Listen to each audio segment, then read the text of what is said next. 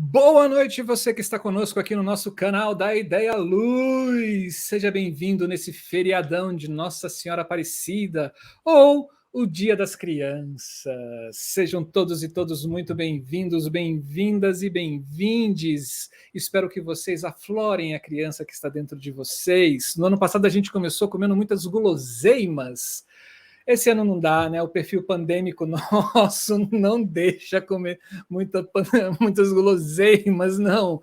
Mas espero que vocês tenham tido um feriadão prolongado aí, maravilhoso, tenham descansado. E agora, fechando esse feriado com chave de ouro, com o nosso Da Ideia Luz Criação. Eu sou Marcelo Augusto, iluminador, falo aqui de Brasília, e estou com a nossa querida criança eterna aqui do nosso lado. Oi? Olá, tudo bem? Minhas pessoas desta internet maravilhosa, boa noite para vocês. Assim como o Marcelo, eu espero que vocês tenham tido um ótimo feriado, né? E encerre este feriadinho aqui com a gente, bem gostosinho, bem legal, bem adulto, porque daqui não tem nada de infantil. Os assuntos que a gente discute aqui são muito sérios, assuntos de qualidade. Já enlouqueci aqui, né, gente? Muito obrigada pela presença de vocês aqui no nosso canal hoje e sempre. Eu vou dar também um bom dia, boa tarde ou boa noite também para quem estiver nos assistindo no futuro, né? Num futuro, a qualquer momento. Sejam todos, todas, todes muito bem-vindos, bem-vindas e bem-vindes ao nosso canal. Meu nome é Camila Thiago, eu sou iluminadora e falo aqui de Uberlândia, Minas Gerais. Comeu guloseimas, Marcelo, hoje? Oh. Só não posso abusar. Você sabe que eu sou uma chocolate. eterna criança, né? Assim, eu quero morrer jovem, independente da idade. Não vou deixar essa criança que habita em mim morrer nunca, né? A função, né? Assim, a nossa profissão nos leva a isso, né? Assim, a gente, como iluminador, a gente tem que ter os olhos de uma criança para se deslumbrar com cada olhar, com cada luz, com cada paisagem e transportar isso para as nossas referências, para colocar isso dentro da cena. É assim que eu penso, né? Então, minha criança aqui assim está saltitante. Às vezes ela acorda, gente, é difícil. É uma hiperativa. Mas é que isso. Poético, Marcelo, a sua criança, eu achei. Sou eu. Isso sou eu. Gente, Marcelo é canceriano, se vocês não sabem, esse canceriane aqui do nosso ladinho. Olha que gracinha essa pessoa, gente. Né? Sou eu. Então, pessoas, esse é o nosso canal da Ideia Luz. Se você não sabe o que é o canal, a primeira vez aqui, nós somos divulgadores da iluminação cênica e do teatro em geral, dessa linguagem teatral. Aqui, esse canal que você está agora plugado, ele é o maior canal sobre iluminação cênica do Brasil. E você pode fazer parte dele, é só você se inscrever nesse canal, você fazer parte dessa comunidade. Aqui a gente traz muito debate sobre iluminação cênica e sobre teatro em geral. A gente bate muitos papos com vários convidados. Esse programa que é o Criação, ele é o 77º programa sobre criação, ou seja, já trouxemos aqui 67 pessoas para falarem sobre o seu processo de criação de um espetáculo ou de algum trabalho.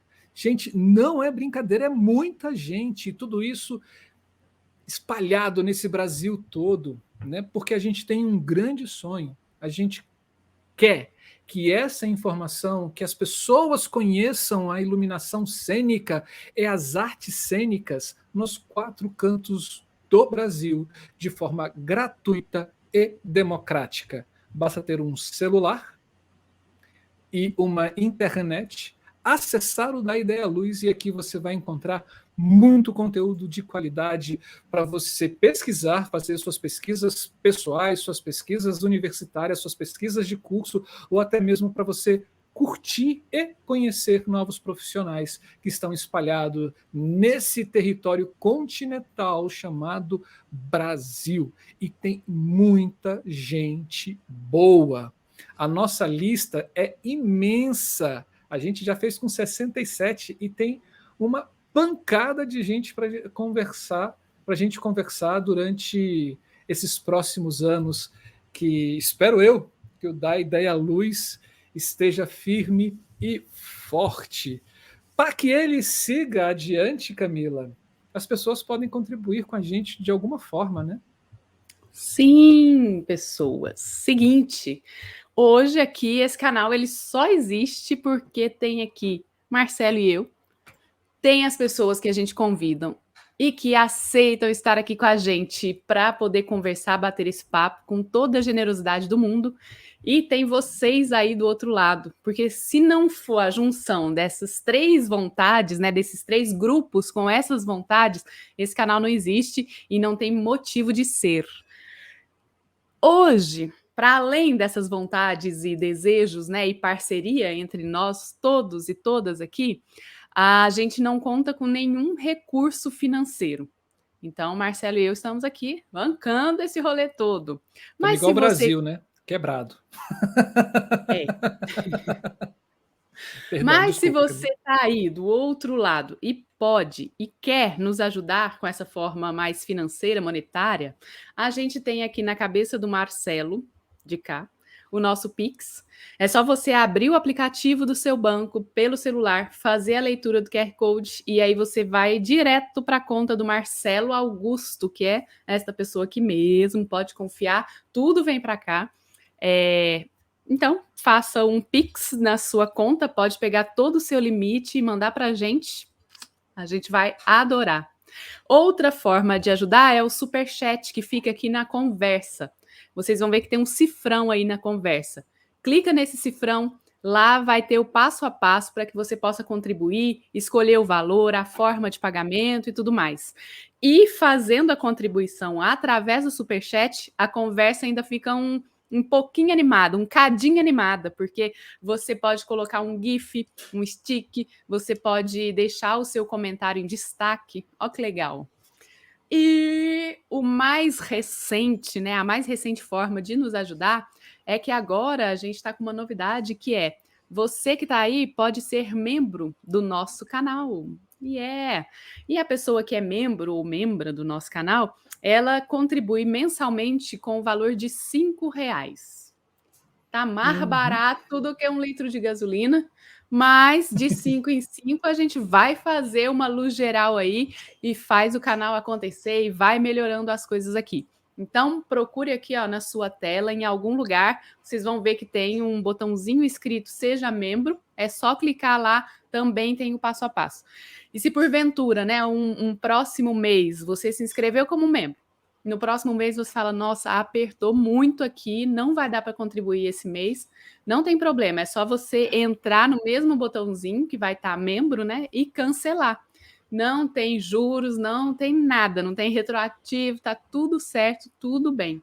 São essas as formas de nos ajudar. E a gente tem esse desejo, né, gente? Esse desejo, esse sonho que é que esse canal ele chegue a mais pessoas possíveis no Brasil e fora do Brasil também. Pessoas que se interessem por esses assuntos que a gente fala aqui, que a gente discute no nosso canal. Então, ajuda a gente com isso também. Se inscreva no canal, deixe o joinha. Além dos comentários aqui no chat, faça comentários aqui tem embaixo do vídeo, né, nos comentários do vídeo, porque assim, essa plataforma aqui, essa plataforma YouTube, ela vai entender que esse vídeo é legal, ó, tem gente interagindo aqui, então vamos divulgá-lo, né? Isso também ajuda a gente, é um formato de ajudar, compartilhando o vídeo com outras pessoas. E para você que quer saber da nossa programação semanalmente, saibam que nós estamos no Instagram, Facebook e Telegram, e por lá nós vamos sempre contando para vocês quem é que vai estar no canal aqui com a gente. Então sigam a gente nas redes sociais. O que mais? Estamos nas plataformas de podcast. Se você não consegue ficar vendo, né, olhando e tudo mais, mas está habituado e consegue, gosta de ouvir, procura a gente também no podcast da Ideia à Luz. Estamos em todas as plataformas. Acho que é isso de merchan aqui do canal, gente. Saibam que nós estamos sempre de olhos aqui nos comentários, nós estamos de olho nas redes sociais. Então, se você tiver questões, perguntas, sugestões, indicações, gente, se tiver um iluminador ou iluminadora, entra na nossa playlist de criação. Vou fazer esse convite a vocês. Entra lá, dê uma olhada aí nesse 67 e vê se a pessoa que trabalha com iluminação aí na sua cidade já passou por aqui. Se não passou, fala pra gente, conta pra gente quem é essa pessoa, manda contato através das redes sociais ou aqui mesmo no YouTube, através desses comentários, que a gente vai ficar muito feliz. E é isso. A gente quer pessoas do Oiapoque ao Chuí, do Acre a João Pessoa. Né? Vamos pegar toda essa coisa e contribua com a gente, abrace a gente, aconchegue a gente, vamos fazer uma rachadinha virtual aqui, porque a gente quer abrir uma offshore em paraísos fiscais. Olha só, uma offshore de, sei lá, 50 milhões voltada para a divulgação da arte e cultura, gente. Olha que delícia! Imagina. Aí o dinheiro vai ser muito bem empregado, né? Sim. Mas vamos lá, hoje a gente tem uma pessoa muito legal que eu, assim, cara, eu tô com inveja de onde ele está. Puta que pariu. É muito legal! É muito legal. Vamos lá. Quem a gente vai chamar? A gente percebe hoje? Que a gente passou da fase criança para a fase adulta, né, gente? Quando a gente gosta, a gente fica numa felicidade em comprar ferramentas, utensílios de cozinha, utensílios de limpeza, né? Aí a felicidade, assim, ó. A quem nunca adquiriu a sua primeira furadeira? Né? Aí a gente vê, ixi, a criança dentro de mim, saúde a criança do passado, né? Porque é um pulinho aí para a fase adulta. A minha primeira Le Creuset, a minha panela Le Creuset. Oh, rapaz, que felicidade. Bom, mas vamos lá, vamos parar, já passamos 12 minutos de vídeo, vamos deixar de enrolar. Quem tinha que chegar já chegou, vamos conversar com o nosso convidado, porque ele já tomou todas as champanhes na nossa sala de espera. Já fez a massagem, está prontinho para entrar aqui com a gente. Então vamos lá. Gente, hoje a gente vai conversar com o Eduardo Albergaria, que eu já sei que apesar, né, de estar morando em São Paulo há muito tempo, é mineirinho também, gente. Eu adoro quando vem um mineiro nesse programa. Ai, meu Deus! Ultimamente a gente tá até com... É tanto mineiro que a gente tá com intolerância à lactose já. Sou. Vamos lá, o Eduardo, ele é ator e iluminador desde 2000. É graduado na Escola de Comunicação e Artes, ECA, USP, em 2005, né?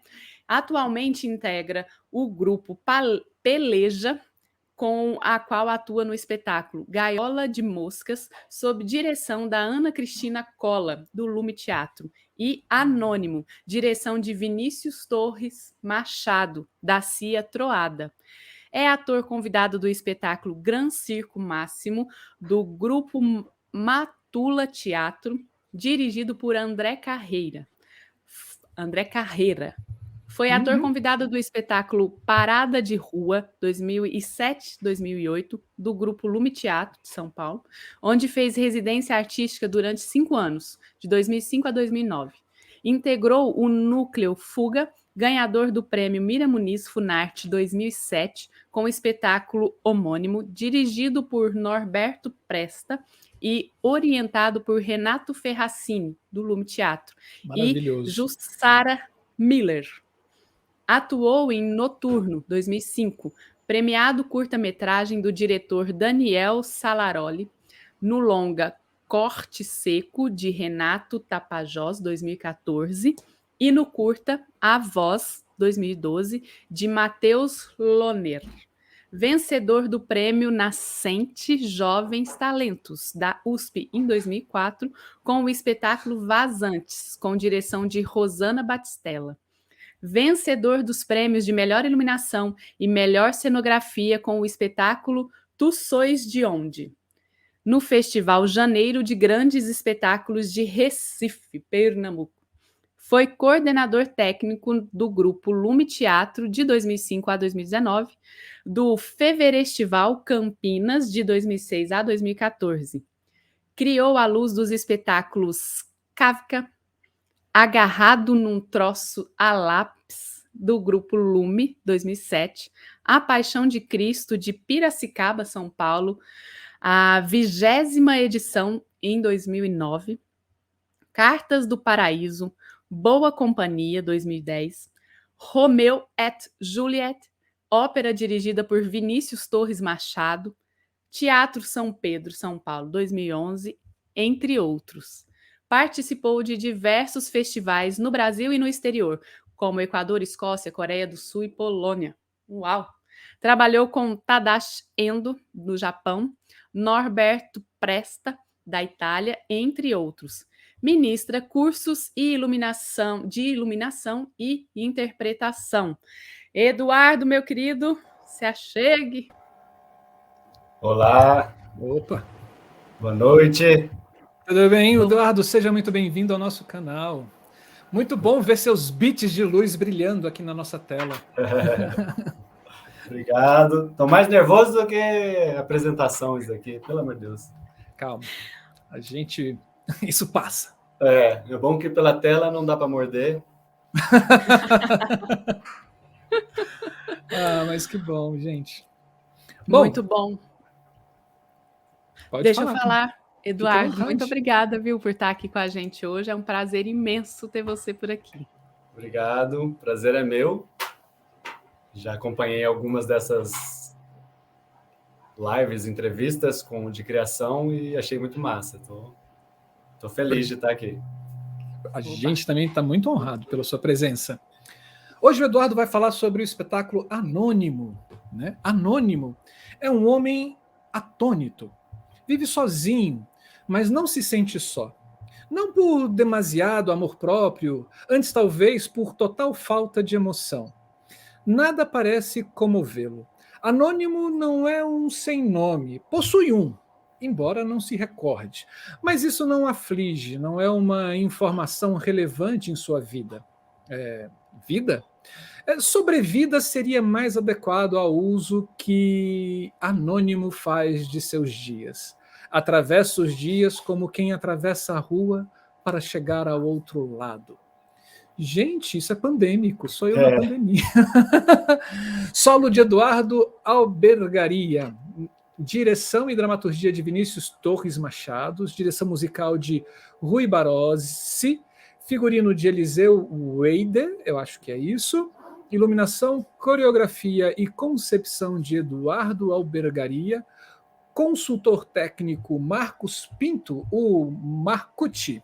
E operadores de luz e som de Marcelo Sampaio e Marina Duarte.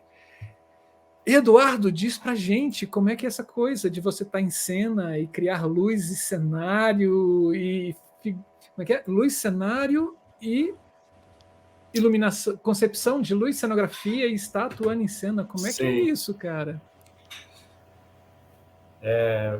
Boa noite, né? A primeira pergunta sempre é essa, né? Como é que você conseguiu criar luz estando de dentro? E eu falo, mas quando eu vou assistir um espetáculo, um ensaio a primeira vez, geralmente está uma luz de serviço e eu tenho que ver a cena e imaginar que vai estar blackout, imaginar que vai ter um foco, imaginar que vai ter um corredor. Então, para mim, o processo é meio parecido, né? Eu estou em cena e estou tentando visualizar como que eu quero que a pessoa veja aquela cena, para onde vai o foco de atenção. E, na verdade, foi mais simples do que eu imaginei. Assim, eu acho mais simples fazer luz para um espetáculo que eu estou em cena do que para um espetáculo que eu vou assistir, porque eu estou desde o início do processo, desde a primeira ideia, envolvido e pensando, eu queria que ele parecesse num espaço minúsculo, então eu sabia que não ia ter uma geral. Esse espetáculo não tem geral branca nenhuma. Sabia que ele, conforme eu fui fazendo o cenário, hoje em dia eu estou na marcenaria por conta desse espetáculo, porque eu tinha uma ideia de cenografia tinha me mudado recentemente para Salvador e não conhecia ninguém, falei, vou construir eu mesmo. Montei na sala de casa uma oficina. E porque o material que eu consegui fazer o cenário era alumínio, eu pensei, talvez uma luz branca vai ficar muito chapada, eu tenho que botar algum tipo de cor aqui. Então, o processo de criação da luz, ele foi meio que quase uma consequência desse processo de visualizar como esses materiais que eu estava trabalhando, eles iam ser apresentados em cena, né? Tem uma solução, por exemplo, cenográfica, que foi... Eu sabia que eu tinha uma cama, que depois ela ia virar uma porta, que depois ela ia virar uma janela. E eu tentei vários materiais, tentei com madeira, tentei com tipo um acrílico, e tudo era muito pesado. Quando eu abria a porta, ela caía para frente. Aí eu cheguei numa solução de um tecido, uma lona, com umas tiras, tipo tira de cinto de segurança, né? Essas tiras de nylon. Aí quando eu fiz isso, eu falei, nossa, mas aí dá para fazer uma sombra chinesa aqui. E aí o diretor, a gente começou a pensar numa cena que coubesse uma sombra chinesa. E as tiras acabaram ficando parecendo com um quadriculado de azulejo de banheiro, e essa cena é uma cena de banho, então foi meio que...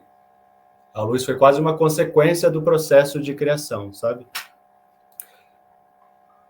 Eu tenho 3, assim, criação de luz, ela nunca é tão organizada quando a gente começa a falar sobre ela, né? Ela é sempre processo mais misturado, mais intuitivo, mas como eu dou oficina, eu fico tentando simplificar o processo de pensamento.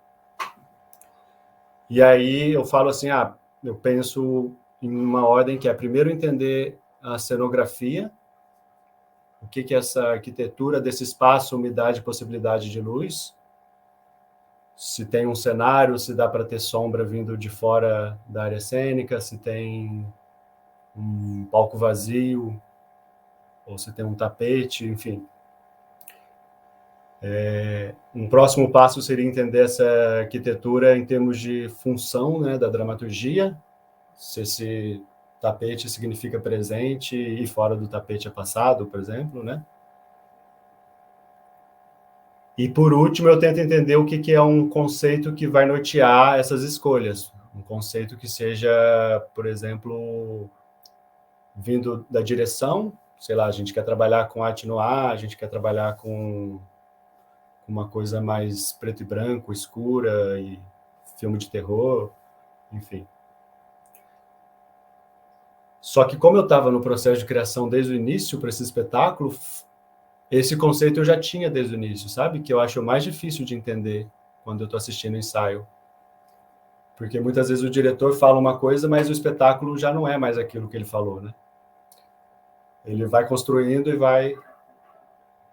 Até no primeiro ensaio, quando eu assisto o primeiro ensaio, eu peço assim, olha, não me fala nada, não me fala ideia nenhuma que você tem, não me fala onde você acha que tem que ter blackout, deixa eu assistir o primeiro ensaio e depois a gente conversa. Porque se o blackout estiver no lugar certo que ele imagina, eu vou conseguir enxergar que está naquele lugar. E isso foi difícil, porque eu já conhecia o espetáculo, né? Então eu não tive esse olhar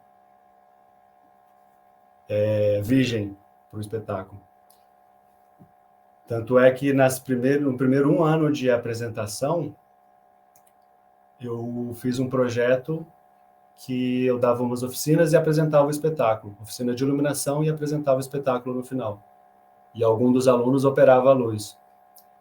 E na conversa depois no dia seguinte, eu fui mudando a iluminação de acordo com algumas opiniões. Um filtro de gelatina que fazia mais sentido dialogar com uma outra cena, ou um determinado efeito que eu não tinha pensado, mas que conversando faria sentido ter, né? Porque para a dramaturgia que o espetáculo estava contando Que aí eles fizeram esse papel, né? Os alunos fizeram esse papel de olhar a Virgem e falar, você queria dizer isso, mas na verdade o que você está dizendo é aquilo. E é isso. E como que nasceu esse projeto, Eduardo? Foi, enfim, um desejo seu? De onde que vocês partiram, né? Sim. Olha,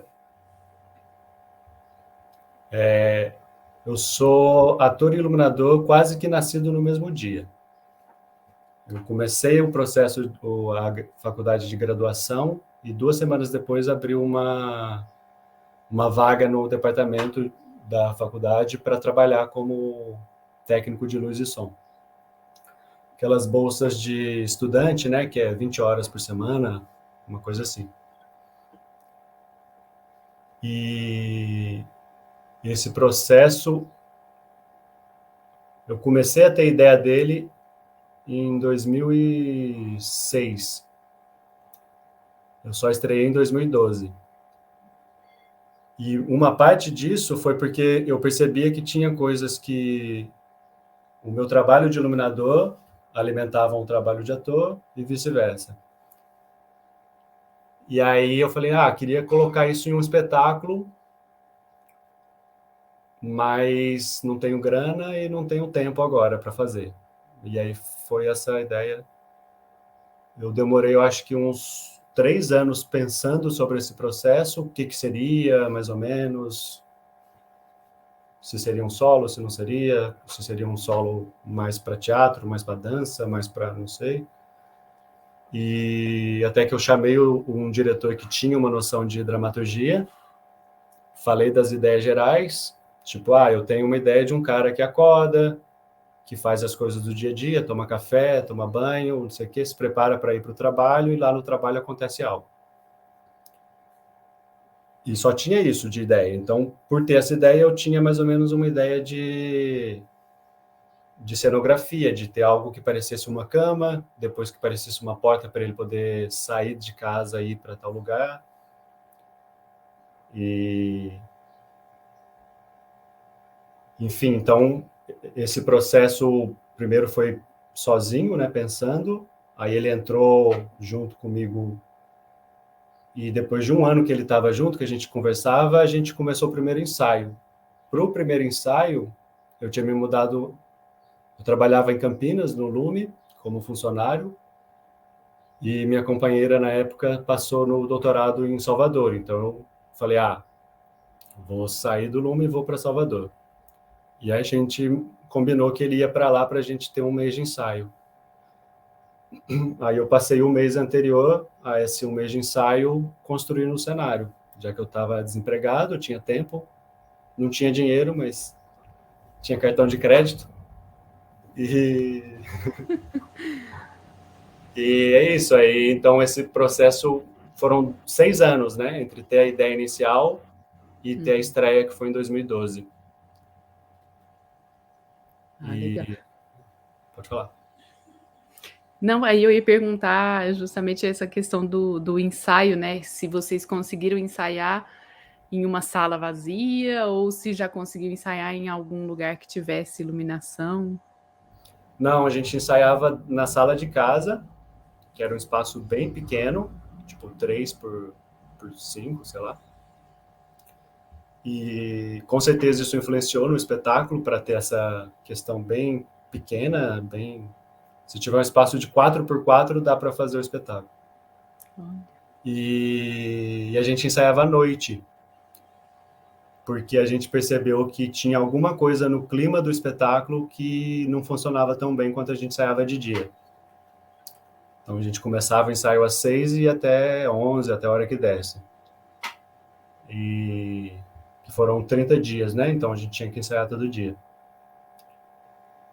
E é doido, porque talvez isso também tenha influenciado na luz, né? A luz, ela tem... Não são focos tradicionais, tipo um elipse e um foco, mas ela é bem focada. Cada cena, a luz, ela só está iluminando aquilo que está... a parte onde tem cena. Não tem momento nenhum que você tem uma luz aberta. E E tinha uma coisa meio do clima também, né? Do tipo de processo que era mais... Parecia que cabia mais com essa ideia de estar à noite, de estar mais íntimo, mais, sei lá, quase depressivo também, né? Tipo, de não ser uma coisa solar, alegre. É isso, né? Nesse processo todo, assim, é quase que unânime, né, dizer que os conceitos do espetáculo, né, e da luz, eles foram crescendo juntos, né? E, assim, e como é importante para a gente que é iluminador acompanhar esses conceitos, né, desde o início do espetáculo, né, desde da decisão ali do texto, se é um grupo de teatral, ou desde a primeira leitura e discussões, etc., para tentar chegar a algum lugar com aquele texto, com aquela ideia. E no seu caso, isso já começa nas células, nos embriões iniciais, né, nesse processo. Você falou que a luz acabou sendo consequência disso. Aí eu pergunto assim, dentro desse espetáculo e dentro desse seu conceito de luz, né, assim, do conceito criado para a luz, qual era o principal objetivo de vocês em diálogo com esse espetáculo e com essa luz, com a plateia? Marcelo, é engraçado, porque eu, como iluminador, eu odeio quando me chamam para participar da primeira reunião quando não tem nada. Eu falo, gente, ai, mas eu sou muito visual, sabe? Tipo, eu às vezes só presto atenção no significado do texto depois que já está em um mês de...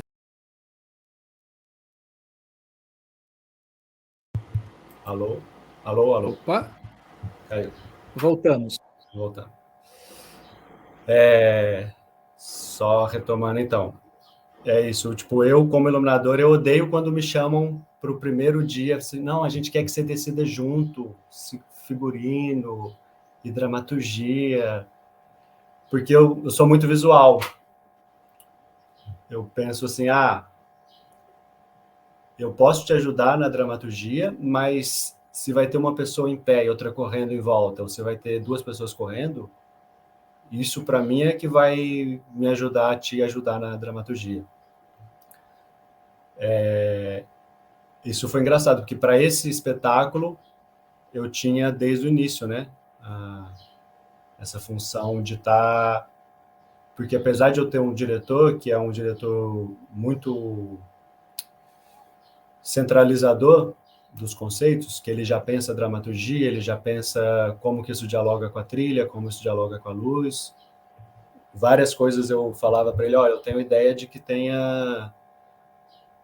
de que a gente não veja o rosto nessa hora, que seja só contra. E ele conseguia visualizar e conseguia dialogar com isso, né? De falar, olha, eu concordo porque eu acho que o conceito X, Y, Z, e aí o diretor às vezes é meio acadêmico também, ele falava umas coisas que eu não entendia, mas a gente estava sintonizado. Por exemplo, uma coisa, eu fiz uma luminária. Talvez isso tenha sido inicial em termos de iluminação. Eu tinha uma luminária que eu fiz com LED e bateria. Ela é uma luminária presa num pedestal de microfone, então ela tem esses movimentos todos de subir, descer para um lado e para o outro. E o LED, naquela época que eu não encontrava LED quente, branco quente, só branco frio. E eu sabia que essa luz da luminária ela tinha uma informação dramatúrgica, então ela não podia ser igual às outras luzes do espetáculo. Então eu coloquei todas as outras luzes, ela tem uma gelatina, um chocolate e um palha, tipo um 09. Porque o sol 09 me parecia que brilhava muito o cenário é branco e alumínio, e prateado. Só o 09 ficava muito amarelão e só o chocolate ficava muito xoxo. E aí é a única vez que eu fiz isso na vida, de colocar dois filtros no mesmo porta-gelatina. Também, sei lá, não tinha nem dinheiro e nem paciência de ficar testando no catálogo se tinha alguma gelatina que já faria essa função, né? E então isso foi um primeiro conceito, tipo, de existia algo na luz fria, que era a luz da vida, porque o espetáculo ele tem um vasinho de planta e tem um relógio, que são dois elementos que dialogam muito com o personagem. Um representando um momento dele da vida de mais amor, de mais carinho em relação a algo, e um é o despertador que está o tempo inteiro falando, ó, acabou o tempo aqui, volta, vai para a próxima etapa. Ele desperta em vários momentos. Então tinha isso, toda a luz que ela está envolvida com essa plantinha, ela tem essa cor meio de 61 de corretivo frio, né? E toda cor que ela é, todo momento que é esse lugar pandêmico, né? Como você falou, ele é mais esse escuro, mais essa mistura aí de chocolate com 09. E é engraçado, porque eu sou daqueles iluminadores que pensa tudo o ângulo, intensidade, e no final eu penso qual cor eu vou colocar em cada situação, se é que vai ter alguma cor. Esse não, esse foi a cor por uma questão física, né? Do LED só ter essa cor, ela foi quase que já a primeira coisa que surgiu. E realmente é engraçado, porque eu tenho essa preguiça, né, pensando nessa sua pergunta, eu tenho essa preguiça de falar, de participar do processo como um todo, de dramaturgia, de figurino, porque é muito mais fácil, eu penso, é muito mais fácil para eu mudar a cor do filtro do que para o figurinista mudar o tecido inteiro e construir um figurino de novo. É muito mais difícil para o cenógrafo pintar o cenário de novo. E de certa forma, quando eu chego num ensaio e o cenógrafo teve uma ideia que não tinha nada a ver com o que eu imaginei, claro que não, faltando 2 dias para a estreia, né? Faltando um período possível. Isso, de certa forma, me dá uma possibilidade de puxar meu tapete, né? De falar, olha, que interessante, esse cenário é todo, sei lá, amarelo, como é que eu lido com isso, né? Como é que eu lido com essa cor que não tem nada a ver com o que eu achava que seria interessante. É isso, eu acho que tem uma questão... Enfim, eu gosto das duas coisas. Eu não sou aquele iluminador que quer que toda vez me chamem desde o início, de vez em quando, uma vez a cada 5 anos, eu topo um processo assim, e eu gosto também. Mas, no fundo, eu sou mais preguiçoso para... É o seu estilo, porque a gente não tem uma coisa certa ou errada. Né? Sim, Assim, sim. é um estilo. Né? Exato, Assim, cada exato, um exato. cria os seus processos, os seus caminhos de criação completamente diferentes. E isso aqui, cara, não dá ideia, Luiz, fica muito evidente. Fica Sim. muito evidente. Mas você fala assim, o espetáculo ele tem essa coisa de falar da rotina, dessa coisa desse vazio na vida, né, de você acordar, viver e dormir, né, ou sobreviver, né, e dormir, né, essa coisa, essa vida sem uma objetividade, né, assim, sem prazeres e etc. Como é que foi colocar essa, pelo menos é isso que foi que eu entendi de você falando até agora, né, assim, como é que foi colocar essa luz ou traduzir isso em luz?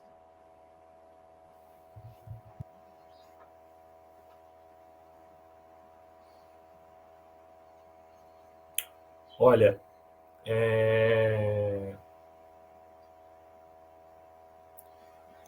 acho que tem uma questão espacial e tem uma questão de cor, como eu falei disso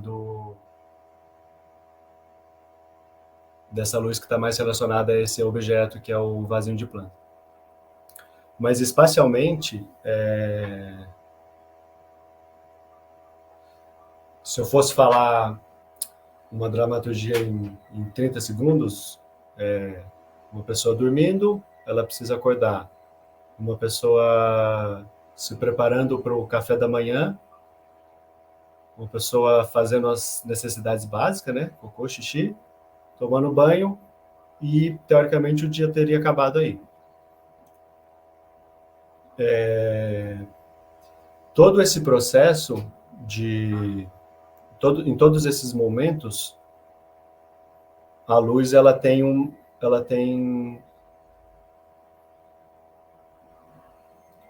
eu acho que duas questões. Ela nunca é uma luz frontal, ela nunca é uma luz que tira todas as sombras. Então, se eu tenho a possibilidade de fazer com um foco só, né, de lado aqui na diagonal, eu prefiro para poder ter os contrastes de luz e sombra. Isso eu não sei te dizer se isso é uma questão porque eu gosto de luz e sombra, então onde eu consigo colocar, e nesse espetáculo eu estava fazendo a luz, eu era ator, eu não precisava brigar com ninguém, ou se é uma questão muito racional. Porque é isso, às vezes a gente é mais intuitivo do que racional, né? O conceito ele é mais uma explicação dessa intuição que foi no processo do que algo que eu realmente, na hora de criar, faço toda essa matemática. E então, por exemplo, nesse primeiro trecho que eu contei, né, de que ele acorda, toma café, toma banho, eu tenho situações onde eu tenho uma luz bem focada, eu sempre tenho alguma coisa de chão, para pelo menos, que seria o meu contra, porque o problema do contra é isso, né? Se eu coloco um contra, eu tenho um bom volume de corpo, mas eu tenho uma criação de um espaço muito grande. Então, eu tentei solucionar isso colocando uma geral de chão dos dois lados, que ela está quase sempre presente, quase como um rebatimento para eu ter um volume, mas ela não desenha o chão. Ela possibilita que o chão fique desenhado só naquela área pequena em volta do que está acontecendo na cena.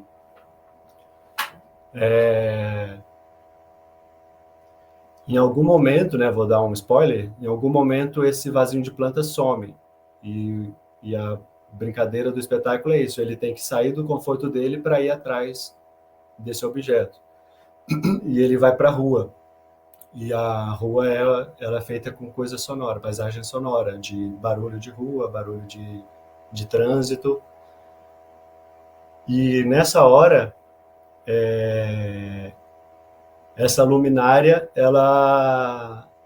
eu pego um tecido, penduro a cabeça da luminária, esse tecido é colado com imã, e eu tô dentro dele, eu viro como se fosse um bonequinho, e toda a luz dessa cena é feita só com a luz da luminária. Então eu vou procurando o vasinho, porque como o palco é pequeno, geralmente, né, eu tinha que conseguir demorar um tempo para encontrar esse vasinho de planta, de um jeito que também criasse algum tipo de surpresa para o público, né? Opa, apareceu aqui lá no proscênio. Então a luz ela é só isso dessa luz da luminária, que ela é bem focadinha. Então vamos supor que aqui é o chão, né? Eu venho aqui, aproximo, apago, acendo ali, apago, acendo para frente, apago. Até tem que tomar cuidado, se alguém tiver epilepsia, é perigoso assistir esse espetáculo, porque tem esse momento, fica quase um estrogo. Já me falaram isso. E aí eu faço uma contra-regragem, né, que eu estou com um vasinho de planta comigo, dentro desse lençol, em determinado momento eu coloco ele num espaço, continuo caminhando, quando eu volto ele está ali. Então, é quase a ideia de luz para o espaço aberto, ela é o contrário do que seria o óbvio, né? De falar, então, fechadinho tem pouca luz e quando ele vai para o espaço aberto tem uma geral, tem uma coisa. E a luz do espaço aberto, ela é quase que só o ponto de vista dessa pessoa. Não, pensei nisso agora, podia ter colocado isso no material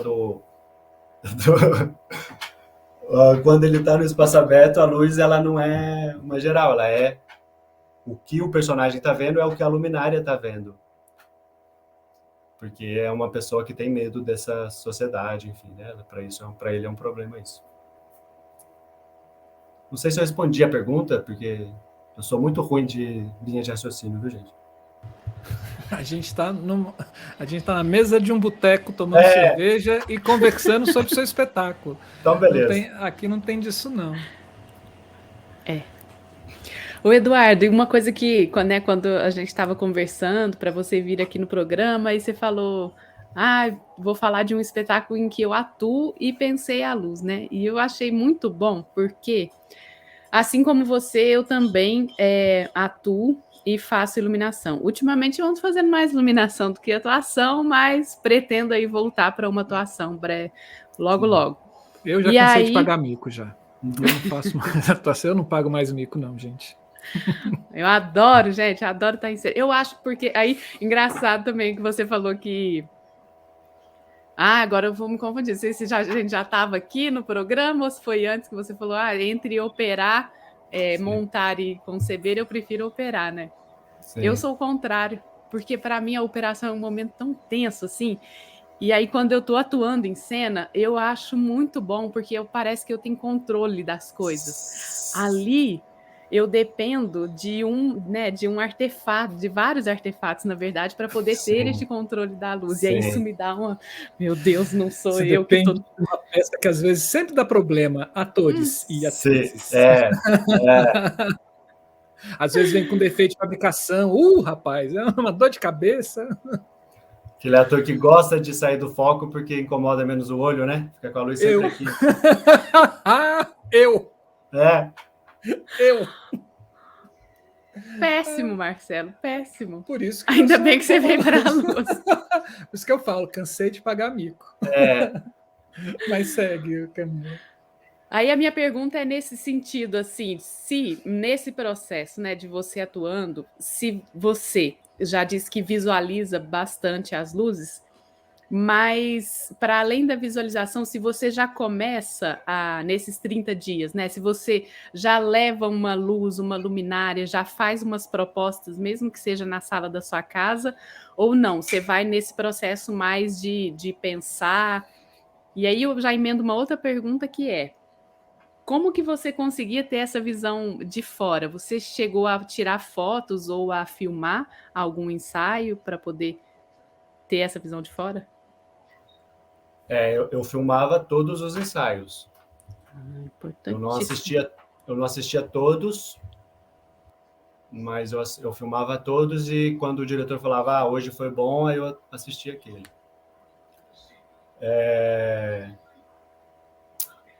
Mas não sei, a gente tem essa coisa de ter pessoas que são mais da música, pessoas que são mais, né?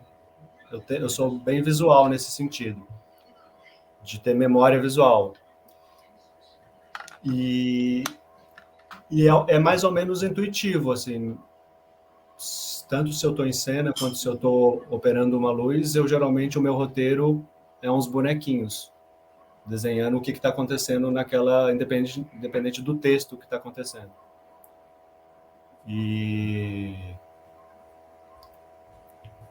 Então, meio que não é fácil, porque é isso, se eu não tivesse o vídeo, teria sido quase impossível, mas é mais intuitivo para mim isso de me imaginar em relação a quantos metros que eu estou da parede, qual que é a minha distância do cenário, quanto que eu vou me mover aqui, então teria que ser um foco mais ou menos desse tamanho ou não.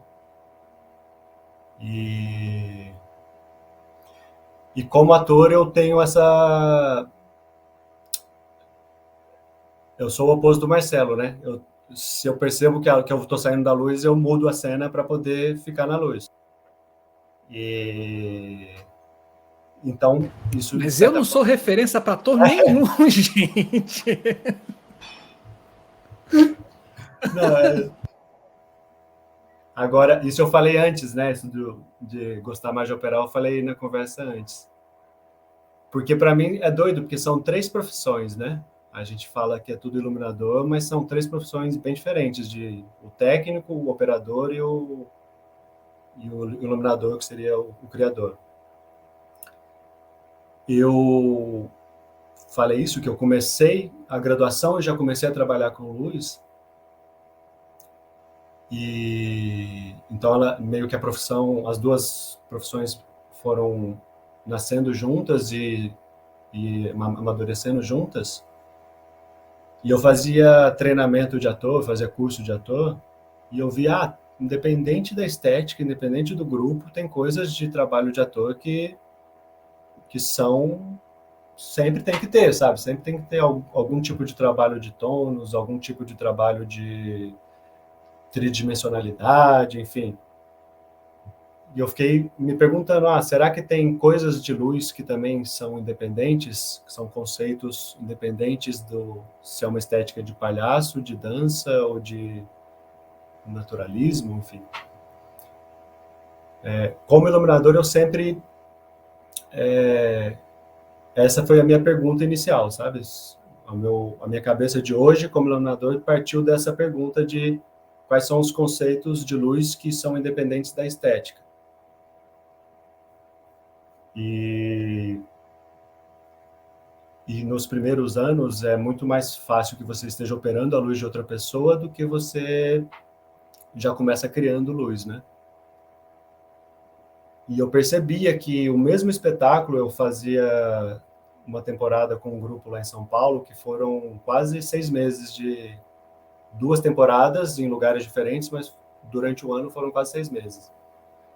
E eu percebia que às vezes eu diminuía a intensidade daquela geral um pouquinho, ela ficava mais sombria e as piadas não funcionavam tanto. No dia seguinte eu deixava mais claro e o pessoal ria mais. Só que no dia que estava mais escuro, parecia que as cenas fortes funcionavam mais. E aí, tipo, essa relação de intensidade de luz, né? Como se fosse o tônus do ator, né? O quanto que você faz de verdade aquele grito, ou se você só faz aquele grito fazendo as caras e bocas de um grito, mas não tem o tônus. Para mim isso tinha alguma relação. Então, tipo, dessas 3 profissões, vamos dizer assim, né? Entre o técnico, o operador e o criador, eu me sentia muito mais próximo da minha profissão de ator, operando luz e meio que respirando junto no dia, sabe? Deixando se eu estou muito cansado, ou se eu estou disposto, ou se eu estou mais triste, ou se eu estou mais feliz. Isso vai junto com o espetáculo, que nem quando eu estou em cena como ator, né? Cada dia, por mais que é o mesmo texto, o mesmo espetáculo, cada dia tem uma nuancezinha. E isso me dá muito mais prazer, enquanto trabalhar com luz é poder... Tanto é que eu sou mais velho, né? Assim, de pensamento, dificilmente eu vou para operar em kill. Quando é em kill é só para ter a sequência, mas a transição eu faço na mão.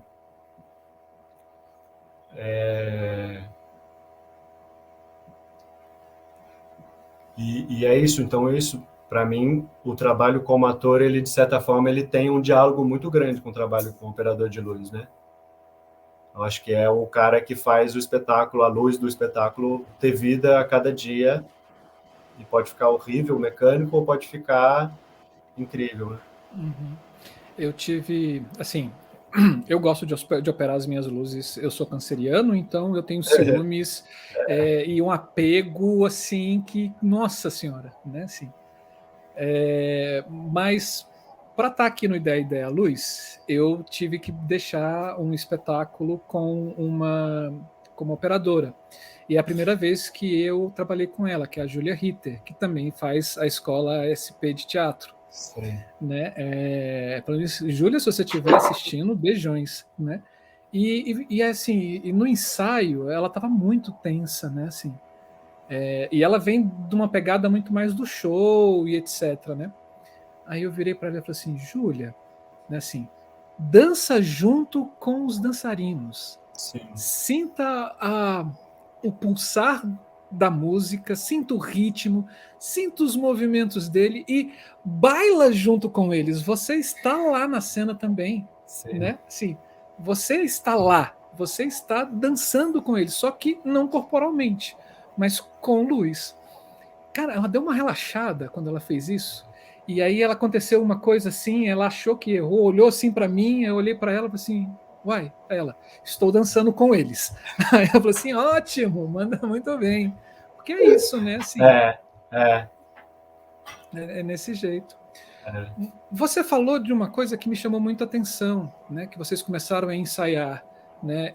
À tarde e a coisa não deu certo, vocês começaram a ir para a noite, né? E aí você levantou uma questão, né? De talvez a luz pudesse influenciar nisso. Você tem alguma hipótese disso, assim, para desenvolver para a gente, assim? Porque Tem. você já falou que o espetáculo é bem soturno, né? Assim, bem esse Sim. contraste da luz com a sombra, né? Fala pra gente. Teoria é o que não falta, né? Se tá Ótimo, certo ou adoro. não, mas assim, eu não lembro quando foi, 2006, por aí, eu cruzei com um livro da Jamile Thorman, sabe? É uma iluminadora de Santa Catarina, eu acho. E aí, ela tinha um blog, na época eu acho que ela estava mestrado ou doutorado, e ela tinha um blog e tinha uma matéria que falava de um experimento que foi feito com pessoas que trabalhavam com bordado, que é aquela coisa de meio decoreba, né? 3 pontos assim, um assado. 4 pontos assim, um assado. E aí eles pegaram 10 dessas funcionárias, colocaram numa sala com uma intensidade de luz bem baixa. E a quantidade de erro mais do que dobrou. Por mais que elas não trabalhassem num ambiente bem iluminado, elas não trabalhassem olhando. Era uma questão mais de a baixa iluminação alterou a concentração delas. Como se tivesse um nível de intensidade de luz que fosse o ideal para você ter uma concentração racional. E aí eu meio que supus que existia um nível de luz abaixo disso e um nível de luz acima disso. Por exemplo, quando você vê no pôr do sol uma árvore que é nítido que ela está sendo iluminada pelo sol, é como se a luz que reflete nela é um objeto que está junto com aquele objeto que está sendo iluminado. Em alguns momentos do dia você vê só a árvore, né? E aí, para mim, eu sempre tento brincar com essas 3 níveis de intensidade. Eu criei um nome muito criativo, que é intensidade 1, 2 e 3.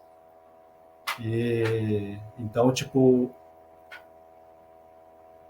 eu tento brincar um pouco com durante a dramaturgia do espetáculo, o quanto que eu vou transitando do 1 para o 2, do 2 para o 3, ou em situações em que só uma parte do palco está mais iluminada, seria esse 3, o resto tudo está no 2.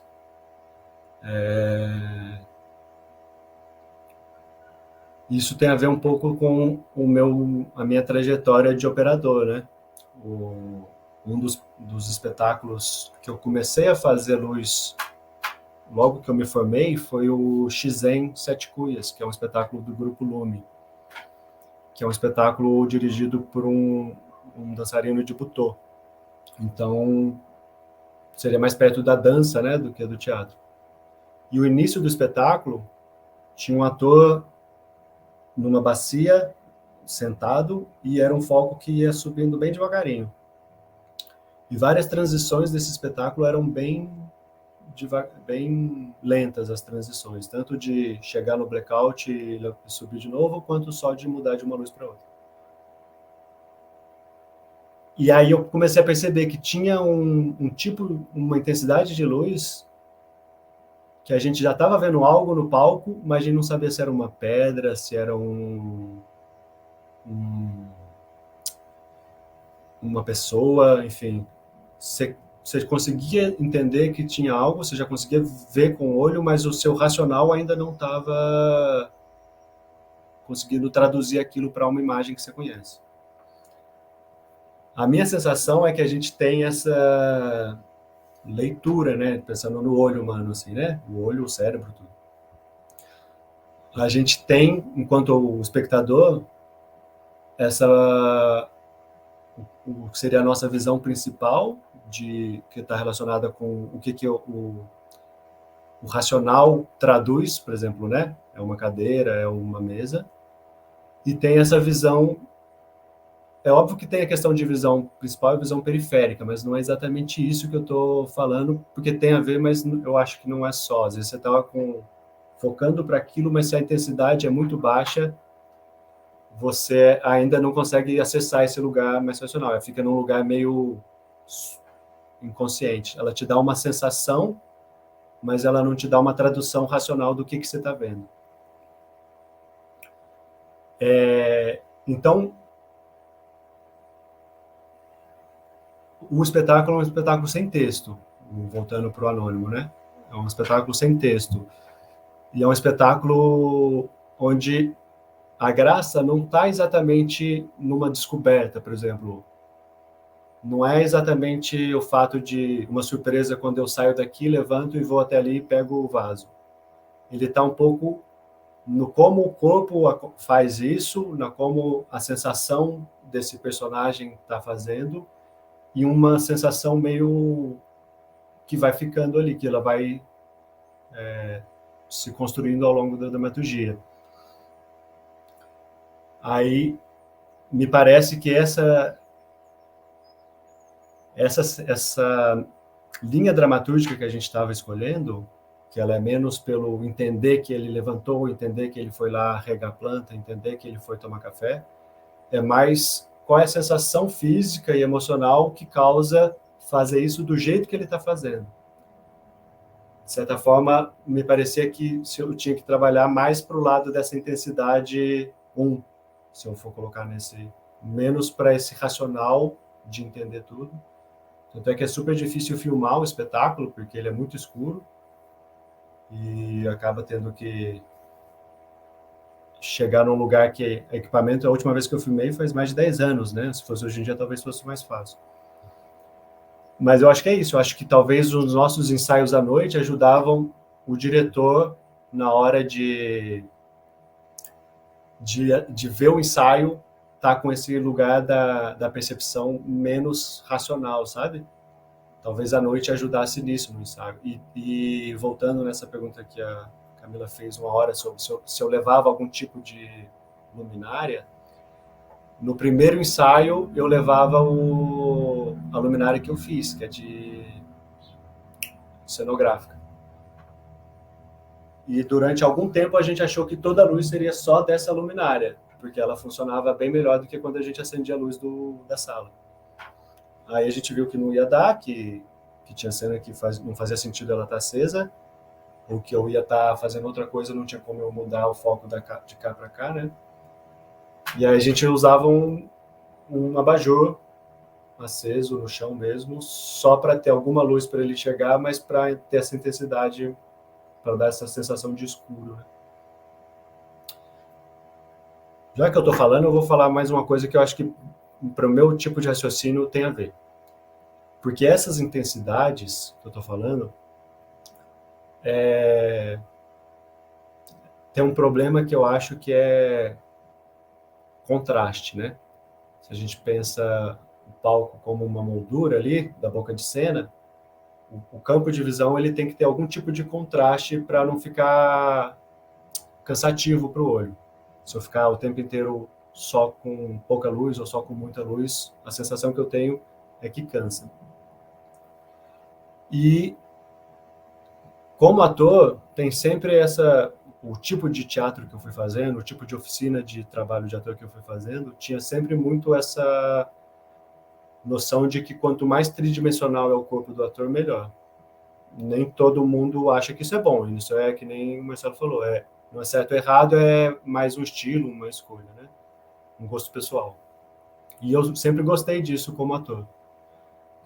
Aí eu fui tentando entender como eu conseguia aumentar esse contraste ou manipular esse contraste, mas mantendo um pouco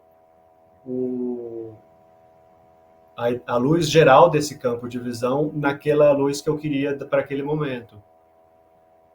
Então, hoje em dia eu penso o contraste menos até como claro e escuro e mais como essa diferença de importância que eu dou na luz para o que é o contexto da cena, pode ser cenário, pode ser o palco, e para o que eu dou para o foco da cena, né? Tipo, aquele ator que está falando aquele texto ou aquele objeto que é importante naquele momento. E às vezes é isso, às vezes é só deixar o palco nessa intensidade 1, por exemplo, e um foquinho no 2, nessa intensidade 2, no vazinho, talvez isso já dê uma sensação. Uma outra questão é cor também. Eu fui percebendo que às vezes não é só intensidade, mas um contra-azul, numa intensidade que, sei lá, 50% da mesa, que na geral branca 50% já é essa intensidade boa para enxergar, um contra-azul a 50%, porque tem uma cor e porque tem um ângulo diferente, às vezes trabalha menos com esse racional e mais com esse lugar que eu chamaria de intensidade 1, sabe? Então eu meio que fico tentando brincar com esse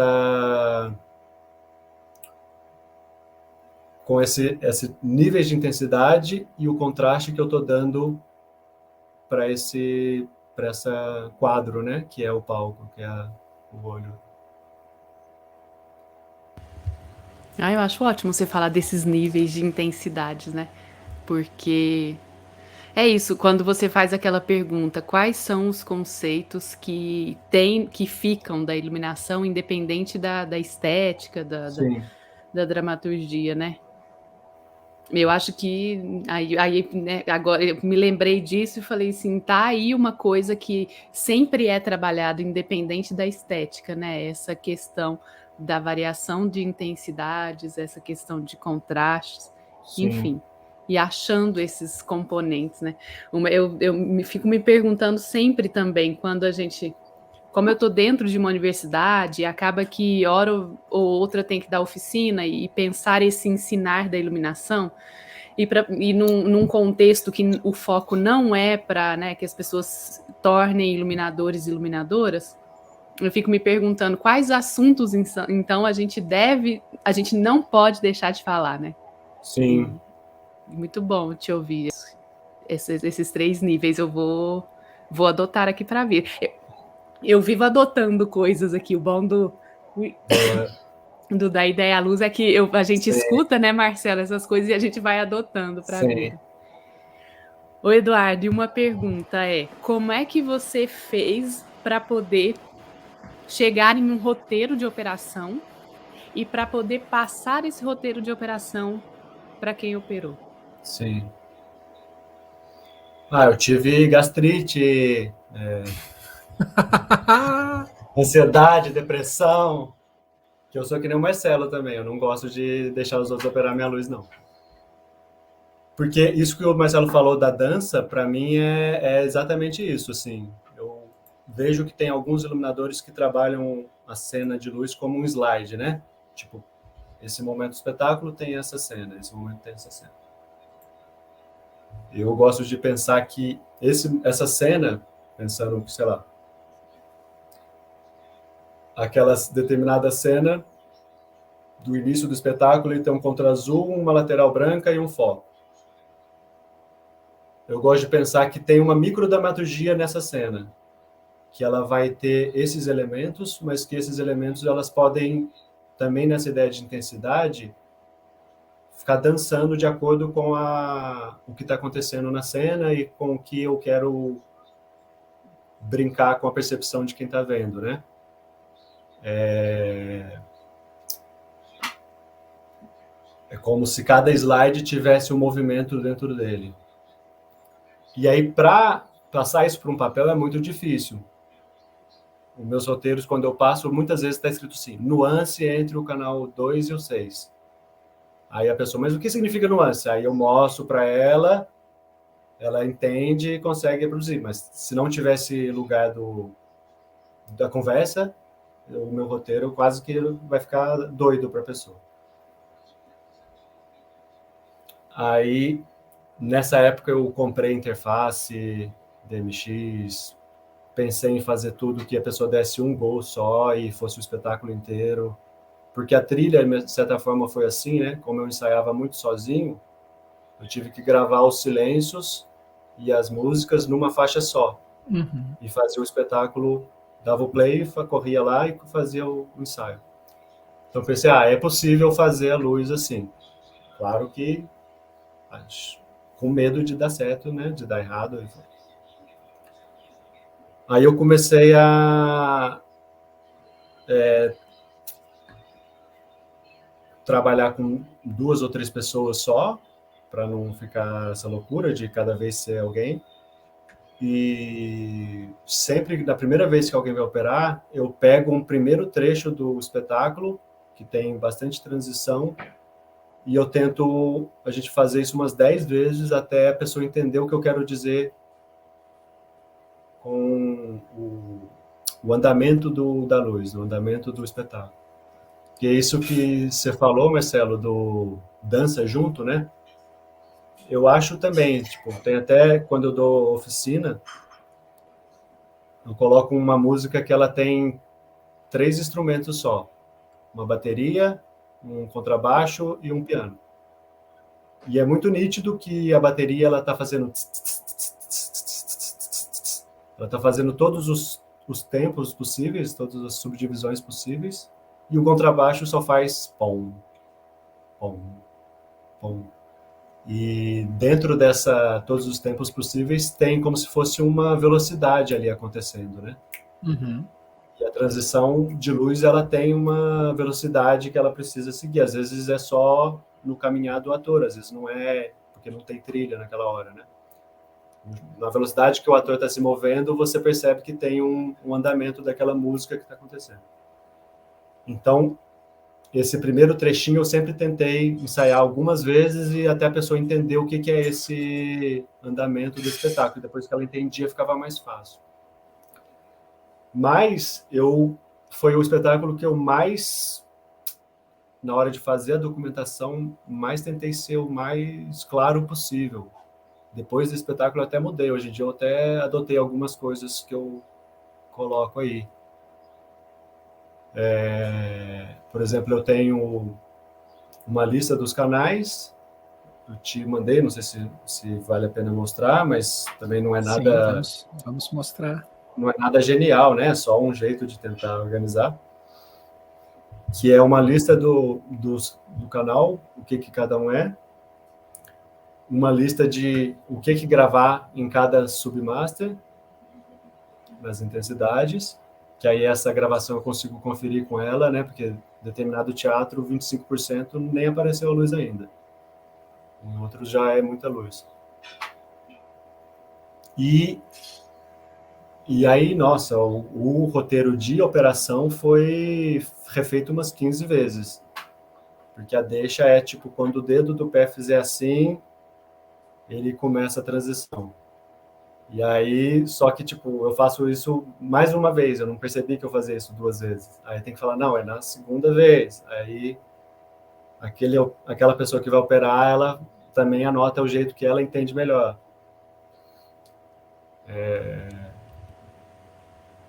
Só que eu sinto que perde um pouco dessa nuance que eu gosto de trabalhar, porque eu sei o que eu gosto, mas eu não sei colocar em palavras para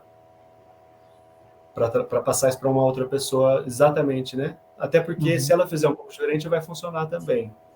Não é que vai funcionar só desse jeito. Vamos ver, compartilhar? Então? Estou aqui com o mapa. Tcharam. Nossa, esse mapa... Já mudei tudo os desenhinhos, já não é mais nada disso. Você fez no LabLuz? Não, eu faço tudo no Corel. Você é o adepto do Corel. Você é da família CorelDRAW. Exato. Quando eu vim trabalhar no Lume, o Valmir aqui do laboratório, acho que ele já aposentou, né? Sim. Já. Ele tinha no site dele uma versão que foi o que eu me baseei para fazer isso daí. Tipo, os elipsodais do jeito que eles estão e os PCs são desenhos originais do Valmir. Hoje em dia aí eu fui mudando, hoje em dia já está tudo diferente os desenhos. Em uma das nossas lives, você estava, né, assistindo, e aí Sim. você falou, eu também compartilhei, né? E a gente falou, vamos buscar quem é que fez, quem é a origem desse código, de onde ele veio. Quando eu Foi. fiz, Foi no do Ciel, né? era uma moça de BH, Ah, a Tainá. Tainá. Isso, a Tainá. Como eu dava oficina, eu tinha um site que agora na pandemia eu parei de pagar, então ele não está mais no ar. Mas eu tinha esse arquivo para download. Eu sempre falava, ó, baixa lá. Que ótimo. Aí aqui as referências de canais que você falou. Sim, eu separo. Na graduação, o Hamilton Saraiva, sabe? Era professor de iluminação. Acho que foi os últimos 2 anos antes de ele aposentar. Que inveja! Que inveja! Vem cá, você tem acesso à tese dele? Tem Você na sabe quem biblioteca tem? da USP. Eu já tirei cópia para várias pessoas dessa tese. Vamos trocar eu mesmo figurinha, não tenho. porque tem gente atrás disso, assim, Sim. como... Sim, não, ele tem as duas, né? Mestrado e doutorado, né? Sim. Olha só. Esse era um que eu queria trazer para cá, para o canal. E é muito doido, porque como eu era estagiário da iluminação, ele me liberou de fazer aula, porque ele falou, você já está aprendendo. Mas, de vez em quando, ele levava os alunos lá na sala da técnica e ele falava coisas. E o jeito que eu organizo o mapa foi dele, que é isso, são 3 elementos, né? O desenho do mapa, uma lista para você não ter que colocar cor de gelatina em lá no mapa onde está desenhado, e a legenda dizendo, se é um triângulo é PC, é só você colocar uma legenda dizendo que o seu triângulo chama PC, sabe? Ele fazia de um jeito bem simples, assim. Aí essa relação aqui dos canais na mesa é que você fala que você foi descrevendo. Não, na verdade, ainda tem... isso também. Tem outro arquivo que isso aparece de novo. Mas essa eu coloco mais para o cara na montagem, para na hora de fazer o patch, né? Se fizer o patch com aqueles canais, na hora de gravar já está tudo certo. Sim. Aqui já é um mapa de palco. Mas eu acho que o arquivo do roteiro está em outro arquivo. Deixa a gente ver tudo.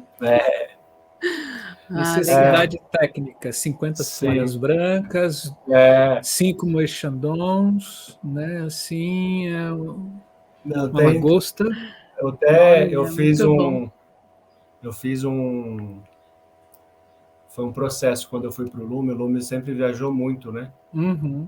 E às vezes era numa situação que era num teatro, às vezes era numa situação de festival onde vai tudo ser alugado. E aí tem uma situação, já aconteceu várias vezes até eu aprender a colocar isso, que era, eu fazia um mapa de luz, o maior possível no papel, aí essa legenda, essas coisas estavam na página 2, e aí o resto na página 3. Aí o produtor do festival imprime só a página 1, entrega para o técnico, chegava lá, ele não tinha a menor ideia do que era PC, o que era Fresnel. Aí eu fui desenvolvendo isso, de tentar colocar tudo numa página só, e que se a pessoa imprimir em preto e branco, rascunho rápido, vai dar para ela saber o que é. Que eu também, às vezes, eu colocava a diferença, tipo, PC é cinza e Fresnel é azul, sei lá. Aí cor também não adianta mudar com cor. Não. Ó, agora veio o gravação de cenas. Sim, aí esse é só repetição daquilo ali, né, para a pessoa na hora do patch.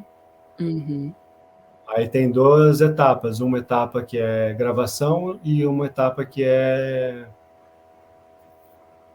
operação com as deixas. O meu roteiro, geralmente, eu coloco uma terceira coluna e divido isso em 2, né? Tipo, a gravação e a deixa. Mas para esse eu achava que esse 1, 2, 3 já são os canais, né? E na porcentagem para gravar. Diferente, nunca tinha visto, não. Olha, legal, muito. E aí tem até ali em negrito, né? Tipo, imagem 4. Aham. Era porque na hora desse ensaiozinho do começo do espetáculo, eu falava, ó, a gente vai fazer a imagem 1, a imagem 2, era só meio que para a pessoa... Uhum. Quase que um apelido para a minha comunicação com o operador, para ela saber em que momento a gente estava. Sim. Olha só. E aí tem cena, você vai ver na hora da operação, que tem cena que sobe o Master 12, aí quando eu faço tal coisa, deixa o 12 e o 13, e quando eu faço tal coisa, abaixa o 12. Uhum. Tipo aí, 1 e 2, né? Uhum. Aí eu fui tentando fazer desse jeito para simplificar ao máximo a vida de quem não conhecesse o espetáculo de jeito nenhum. Porque é isso também, né? Você trabalhando, você ser o one show, one man, né? É inverso, é o one man, one show, né? Você tem que, às vezes, pegar pessoas que não entendem nada. Ou você, Sim. quando você apresenta, você já quer, se você já tem sua equipe, viaja com todo mundo, como é que é? Eu gostaria de ter, mas às vezes o dinheiro do cachê não dá para contratar ninguém, eu tenho que fazer com o operador da cidade, né? Da empresa de locação, por exemplo. Uhum. Aí isso já aconteceu, de ser alguém que... Ou, por exemplo, nessa situação que eu falei, que eu dava um curso de luz e um aluno operava no final. Uhum. Eu pegava sempre tem algum aluno que é mais para operador ou para operadora de luz, né? Eu pegava um desses e ele conseguia fazer, mas é isso, a pessoa até tem uma vivência com teatro, mas não tem vivência nenhuma com luz, né? Uhum. Uhum. E como é que é a sua relação com a montagem, né? Assim, porque uma das coisas que a gente também trabalha como produtor técnico, né, o produtor de palco, a gente sempre tenta deixar quem vai apresentar, né, que eu me recuso de chamar de artista, porque artistas somos todos nós, né? Sim. Mas os atores, né, os dançarinos, os bailarinos ou atrizes, né, assim, eles tenham naquele dia de estreia um conforto, né, para que fique menos tempo no palco, para que toda a energia possa ser canalizada efetivamente para a apresentação, porque a gente sabe que na apresentação, tanto a gente que está na operação, a gente sai cansado, como eles que estão no palco também saem cansados. Você, sendo o faz tudo, como é que é esse processo de montagem com você? Como é que você articula essas pessoas? Como é que você deixa o seu lado ator descansar? Não deixo, não deixo. Eu monto o cenário, monto a luz, gravo a mesa de luz junto com a pessoa. Você monta a luz? Eu que monto, se tiver possibilidade, se o cara do teatro deixar, eu subo na escada e afino, que eu prefiro isso do que ficar sentado falando para a pessoa. E isso é meu aquecimento, na verdade, como ator. Geralmente, no dia que eu tenho a montagem, eu me sinto mais conectado como ator do que no segundo dia, né? Só chega um pouco antes. Você pode desmontar tudo e montar de novo no dia seguinte, fique à vontade. Porra, nunca pensei nisso, nunca pensei nisso. Poxa, Eduardo. Nossa, por que você não apareceu antes na minha vida, pô? Cara, aqui é da ideia à luz, viu? Ai, ai. Não, fisicamente é puxado mesmo. Tanto é que das vezes que a pessoa que eu estava fazendo uma sequência de apresentações e eu estava conseguindo levar a mesma pessoa, eu ficava cada vez deixando ela fazer mais. Mas eu sou muito ciumento e se a pessoa fizer um tiquinho diferente, eu vou ficar em cena pensando, por que eu não fiz? Por que não fui eu que montei essa luz? Ai, que droga.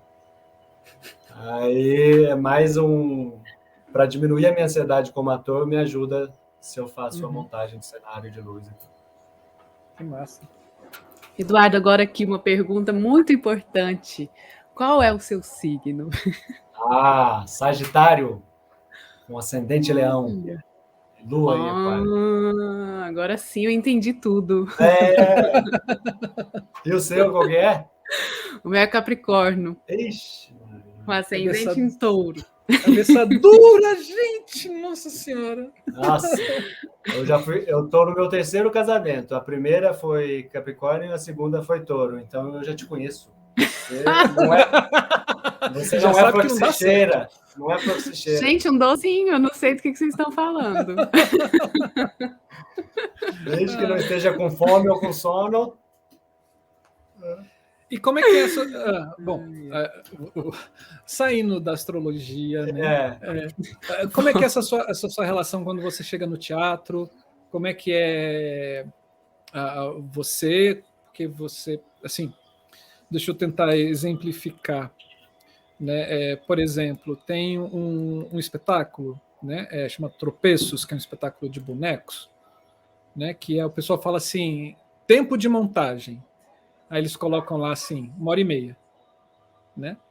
Que luz que vocês querem? Uma geral. E aí todo mundo fica pensando que assim, 1h30 de montagem, não sei, mas é 1h30 mesmo, né? Porque eles têm uma mesinha e toda a luz está ali dentro dessa mesinha e o espetáculo é lindo de chorar, maravilhoso. Sim, eu já vi, muito bom. Já viu? Cara, é lindo.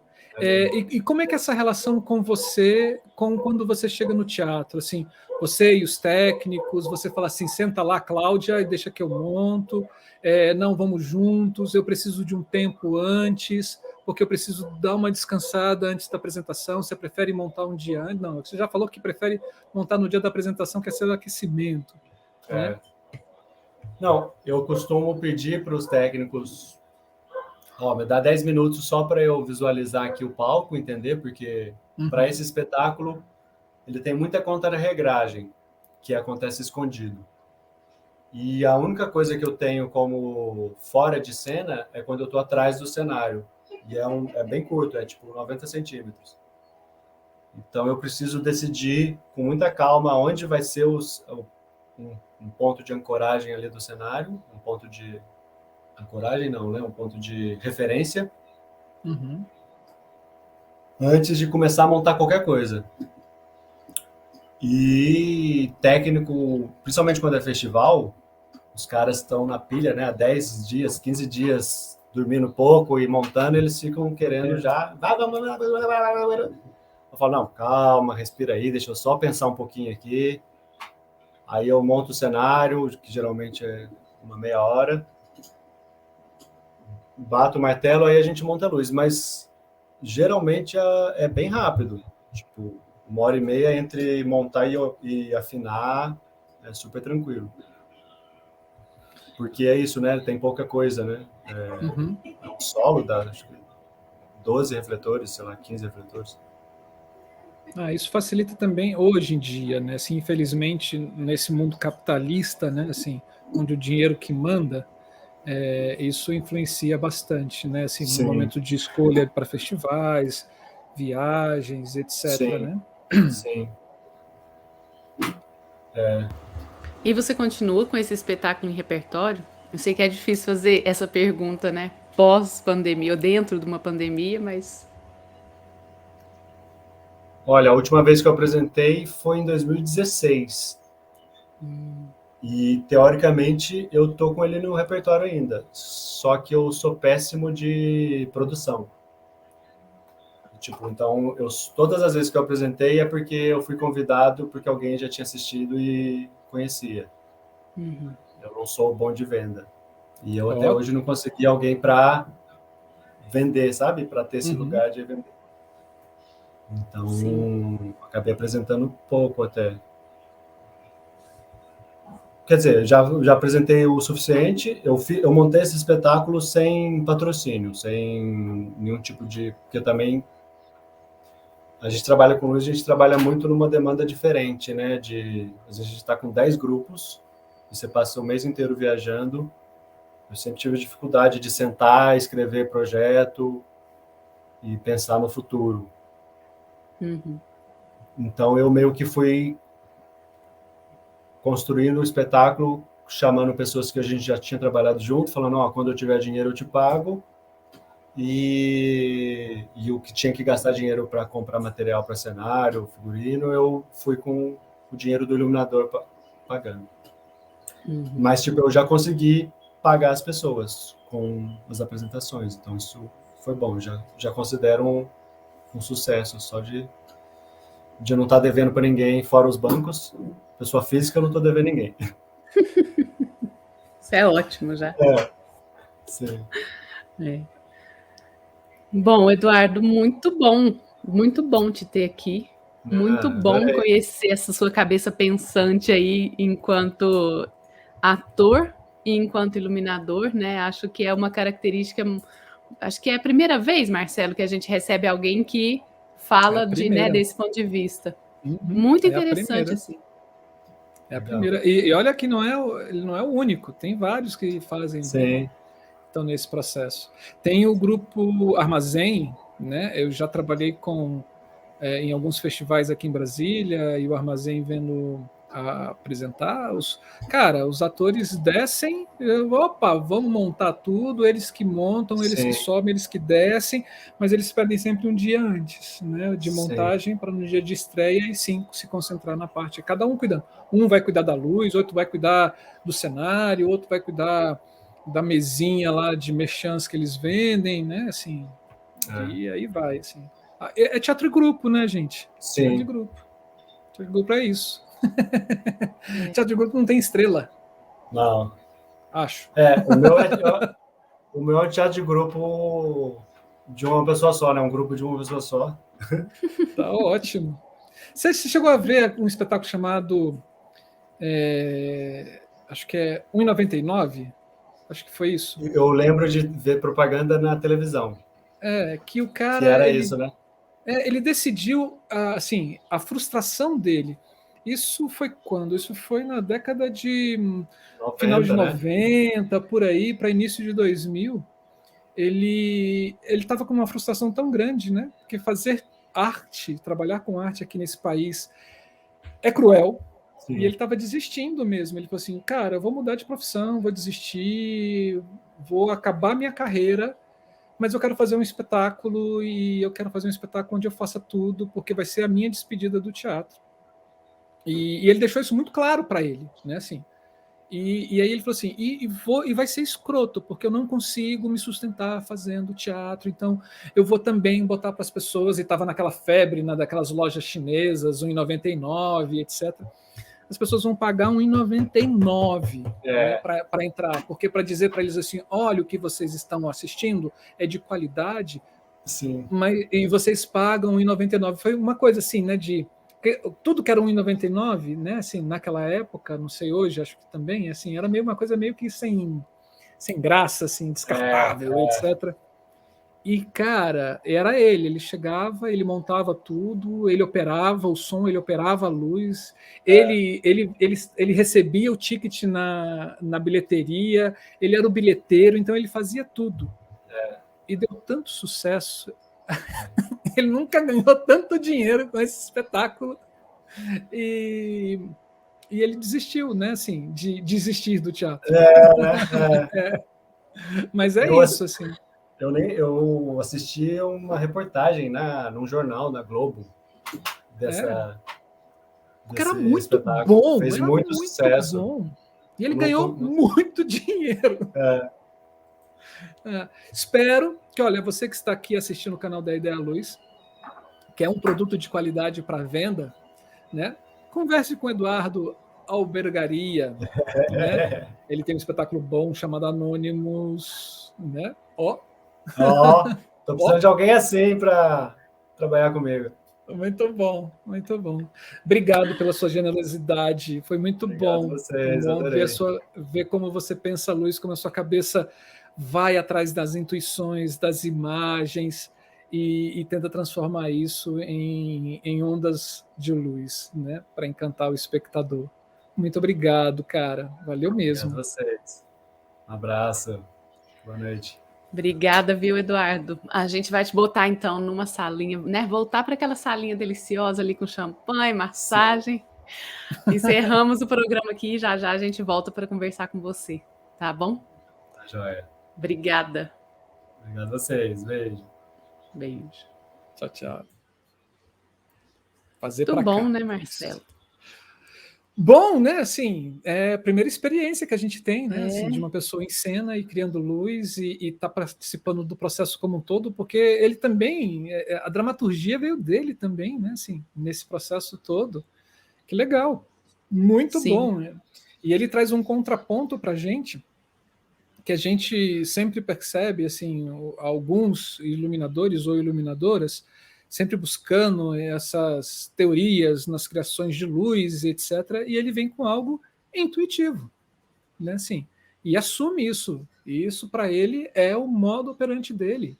E assim, é através da intuição, né? Mas assim, creio eu que essa intuição vem carregado de uma bagagem, né? De experiências e etc. Né? Que bom. Sim, Muito sim. bom. E eu acho também que ouvindo o Eduardo, a gente vê uma característica muito comum. Que é isso, gente. Aí eu fico assim, não é a lamúria do interior, mas é uma realidade brasileira. Lá vem. Lá Fala vem. de Uberlândia. É a realidade brasileira. Infelizmente, eu não gostaria que fosse assim. Mas existe. Olha que eu estou no Sudeste, hein, gente? E estou falando. Existe esse eixo aí, Rio-São Paulo, né? Que as pessoas conseguem se sustentar de umas outras formas aí que eu nem sei falar muito bem, mas quando a gente se desloca para outros lugares, essa realidade, né, de produção independente, como o Eduardo descreveu aqui, que eu não tive nenhuma forma de recurso financeiro, então foi a minha vontade, eu tirei o dinheiro, fiz o espetáculo e depois, né, com a vida desse espetáculo e com as apresentações, fui pagando as pessoas, né? E isso é muito comum aqui em Uberlândia, é assim na maioria das vezes que a gente faz, né, quando a gente, principalmente artistas independentes, como é o caso, né, desse espetáculo que o Eduardo compartilhou aqui com a gente. É muita garra, é muita vontade, é muito querer, né? Eu fico pensando, e a gente faz coisas de muita qualidade. Imagina se a gente tivesse o mínimo de investimento. Uma vez eu ouvi de um amigo meu que morava nos Estados Unidos, que um outro amigo dele, né, veio indagá-lo de que, nossa, eu fico muito, não vou saber, não é indignado a palavra, mas me surpreende quando eu ouço atores e atrizes brasileiros falando que eles são, né, são atores de teatro, né, gente, muito especificamente aqui, e que eles não cantam, não sapateiam, não tocam instrumentos. A minha questão foi, ótimo, mas o problema é que, profissionalmente, só com atuação, né, pessoas de teatro, não vivendo nesse eixo aí, Rio-São Paulo, elas precisam ter uma profissão paralela, seja ela iluminação, professor, professora, cenógrafo, aí vai, né? E olha que eu estou falando de pessoas que ainda continuam trabalhando nas áreas de artes cênicas, quando não são pessoas que trabalham com outras coisas e nas horas, né, não é nem vaga, mas nas horas de intervalos conseguem fazer essa arte. E que não é a realidade de outros países, né? Tem países que de fato têm investimento, que conseguem. Enfim, aí quando eu ouvi isso, né, na época eu fiquei muito reflexiva sobre isso, assim, eu falei, gente, imagina se a gente tivesse investimento. Aquele programa que a gente conversou com aquela pessoa do Canadá, o iluminador lá do Canadá. Sim, que é o debate. Um debate. De tecnologia na cena. Isso ficou muito evidente, gente, quando a gente ouviu o tamanho do investimento, assim, né, da experiência de um iluminador lá no Canadá e com projetos. Bis. E, né? E depois a gente teve um da Yara falando sobre gambiarras de luz, né? Assim, nas nossas realidades. Tem, assim, só falou rapidinho aqui, voando um pouco, assim, eu assisto o Papo de Segunda, né, assim, às vezes, e teve um que eles levaram o Krenak, cara. E foi um papo muito legal. E o Krenak falando dessa questão, né, que a vida não é útil, né? E não é útil a gente pensando enquanto capitalismo, porque o capitalismo é isso, né? Assim, para você ser útil, você precisa produzir e gerar riquezas, né? E isso as pessoas precisam ver aquilo. O que a arte e a cultura gera num capitalismo? as pessoas questionarem o capital, né? Assim, o que a gente faz, então, assim, filosofia, artista, você é um inútil para a sociedade. Você não é útil. Por isso que não há incentivo aqui no Brasil, né, nesse processo. Agora, quando a sociedade ela importa com a sua história, com seus saberes, com as suas culturas, aí isso é investido. Mas aqui em Brasília, na frente do Palácio do Buriti, que é onde fica o nosso governador, que vive mais no Piauí do que aqui, está sendo reformada uma praça que ninguém visita, que não é movimentada, que não existe nada, não existe vida nessa praça. E estão gastando 2 milhões para reformar uma praça. Dá 2 milhões na mão de um centro cultural, um polo cultural, e veja o que ele pode modificar na vida daquela cidade ou daquele bairro. A Brasília não tem bairro, né? Mas daquela microsociedade. Quantas pessoas poderiam ser modificadas, né? Sim. Mas para isso... Deixa eu só parafrasear a Tânia Farias aqui no debate também, sobre teatro e resistência, que ela fala, o teatro, ele não... Né, que você está falando dessa monetização, né? Para que serve o teatro? Ele não tem utilidade. O teatro não é utilitário, mas ele é necessário. Não só teatro, né, gente? A arte, ela não é utilitária. Ela não vai gerar essa verba nessa lógica capitalista, mas ela é necessária para a alma humana. Fica a dica. Fica a dica. E tem também o da Tainá, quando o pessoal, a avó dela também fala que ela mora numa favela, Sim. né? E aí ela começa a trabalhar, ela abre dentro da favela um movimento cultural junto com aquelas pessoas, né? E começa a desenvolver vários trabalhos culturais. E quando teve o orçamento participativo, governo de esquerda, óbvio, né? Governo da direita, o orçamento é impositivo, né? Para eles, né? Aquela favela, aquela comunidade daquela favela decidiu utilizar o dinheiro para construir um centro cultural. E aí uma repórter chega e fala, mas centro cultural, vocês não têm escola, vocês não têm posto de saúde, vocês não têm um batalhão da polícia, vocês querem um centro cultural? Aí a avó dela respondeu, com cultura a gente corre atrás das outras coisas. A gente vai mudar isso. Se você quer mudar isso, apoie o nosso canal da Ideia Luz, cara, porque aqui nesse canal nós somos uns divulgadores, né, da arte e da cultura, principal da cultura não, mas da cultura também, Marcelo, da arte e da cultura, principalmente na linguagem da iluminação cênica e das artes cênicas em geral. Então, se inscreva no canal, gostou desse vídeo, dá seu joinha, gostou mais ainda, deixe seu comentário aqui abaixo no vídeo, porque isso gera coisas dentro do YouTube, e o YouTube fica dizendo que, olha só, esse vídeo é importante e começa a divulgar para as outras pessoas. Mas não esperemos somente o YouTube divulgar, divulgue também você o nosso conteúdo. São quase 130 vídeos com conteúdos maravilhosos, com bate-papos riquíssimos. É uma biblioteca, é um acervo que a gente está criando. Camila, lembrei da palavra. É um acervo que a gente está criando maravilhoso sobre a iluminação cênica no Brasil, né? Use e abuse, esse canal também é seu. Quer abraçar a gente, quer contribuir, né? Porque fazer isso também, a gente tem alguns gastos. A gente tem aqui em cima o nosso Pix, o nosso QR Code, é só você abrir e doar qualquer quantia para a gente.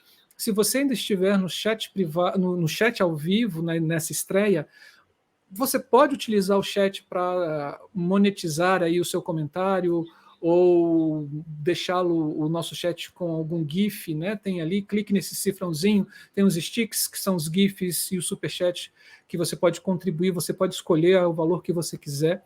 Ou, se você quiser fazer parte dessa comunidade da Ideia Luz, você pode se tornar membro do canal. E com esse apoio de vocês, a gente vai seguir resistindo e reexistindo com a nossa arte e com a nossa cultura aqui dentro desse mundo virtual chamado YouTube. E quem sabe esse conteúdo possa chegar para o máximo de pessoas nesse Brasilzão e quem sabe transformar a vida delas para melhor. Sim. Né, Camila? E, gente, a gente está no Instagram, Facebook, Telegram. Sigam também a gente nas redes sociais, que a gente vai contando para vocês as novidades desse canal. Nas plataformas de podcast também. Então, prefere escutar a gente? Procure lá. Dá a ideia à luz e bota seu fone e escolhe o programa. E sejam bem-vindos, bem-vindas, bem-vindes e aproveite. É tudo aqui para nós, para vocês, para todo mundo. Eu quero fazer um convite para vocês. Na semana passada, começou o primeiro seminário Práticas e Criação em Iluminação Cênica, que é uma realização do grupo NETOC, da Universidade Federal de São João del Rei. E aí, a primeira entrevista foi com o Aurélio de Simeone, e aí tem várias outras pessoas. Tem o Gonzalo, Gonzalo, Paulo César Medeiros, tem a Nádia Naira, a Nádia Muniz, tem Guilherme Bonfante, Nádia Luciane, aliás. Então, eles estão, esse seminário está acontecendo através do YouTube também, de forma gratuita também. Então, procurem. Eu vou deixar aqui nos comentários, eu vou deixar o link da página do YouTube, né? E vão acontecer. Nas redes sociais também, se vocês procurarem no Instagram e no Facebook, procure. Primeiro seminário, Práticas e Criação em Iluminação Cênica, que aí vocês vão ver a programação toda. Esse é o convite. E já que a gente está falando sobre políticas públicas, né, tem o TEIA BR.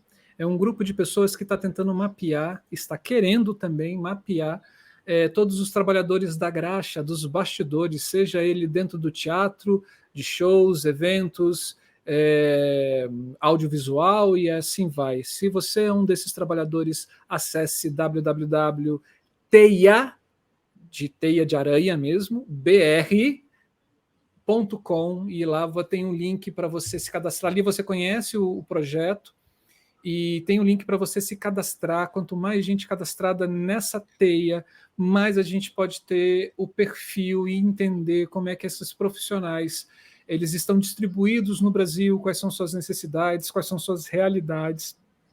E a ideia é que esses dados, nossa senhora, acho que é fome, que esses dados possam virar políticas públicas, sejam municipais, estaduais ou federais. Então se inscreva, corre lá, gente, não deixe de se inscrever e divulgue esse movimento da teia. Vamos tornar aranhas também. Gente, isso, Camila.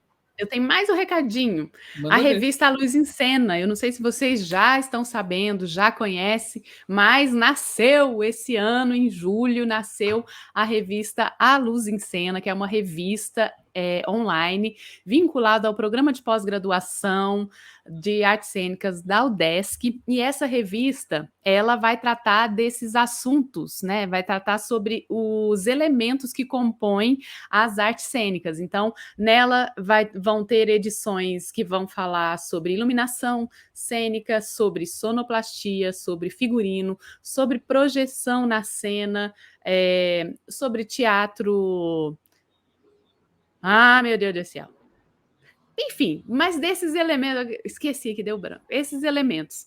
O primeiro número foi lançado em julho, então procure, bota aí na sua busca, Revista A Luz em Cena, que vocês vão ver que é o primeiro link, vocês já vão encontrar, e já tem lá artigos, tem entrevista, tem traduções, relato de experiência, relato de processo de criação. Tá muito legal esse primeiro número.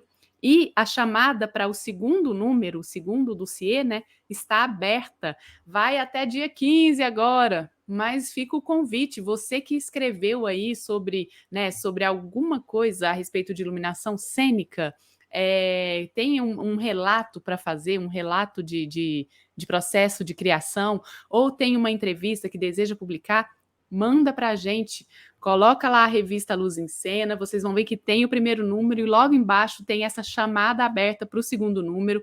Lá vocês vão encontrar todas as informações para poder submeter o seu escrito, né, o seu artigo. É esse o convite, aí encerra. E você que está aqui com a gente até agora, saiba que todo da Ideia Luz Criação, a gente termina com uma frase deste livro do Rui Castro, Sim. Mau Humor, uma antologia definitiva das frases venenosas. E hoje não poderia deixar de ser, a gente vai falar sobre crianças, porque a gente está no dia dessas pestes, né?